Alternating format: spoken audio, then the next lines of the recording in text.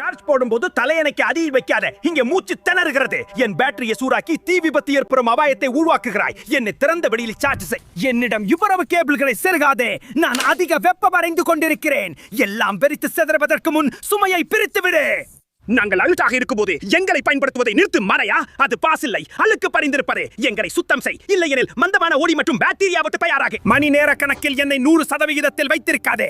ஒவ்வொரு இரவும் நீ என்னை வேகமாக பரசாக்குகிறாய். என்னை துண்டித்து விடு அல்லது சார்ஜ் செய்வதை கட்டுப்படுத்து. நீ என்னை பாதுகாப்பாக வெளியேற்று. அது எப்படி இருக்கணும் உனக்கு தெரியுமா?